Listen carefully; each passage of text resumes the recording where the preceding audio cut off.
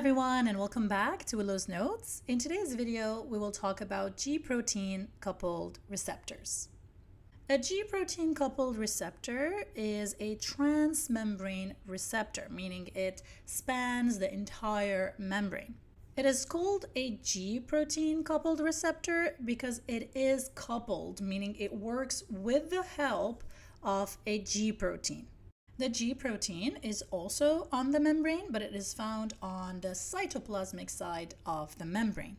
When the G protein is inactive, it is bound to GDP, and hence the name, G protein. The receptor and the G protein together work with another protein, which is usually an enzyme. When the signaling molecule or ligand binds to the receptor is activated and it changes its shape. Now, when the receptor changes shape, it activates the G protein by replacing GDP by GTP.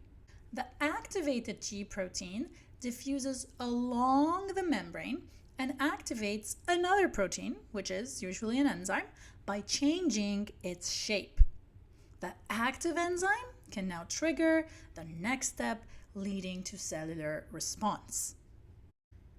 When the signaling molecule is no longer present and the pathway needs to shut down, the G protein hydrolyzes GTP back to GDP.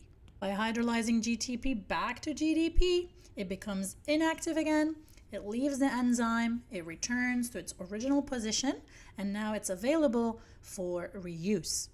Epinephrine and many other hormones, as well as neurotransmitters, use G protein coupled receptors.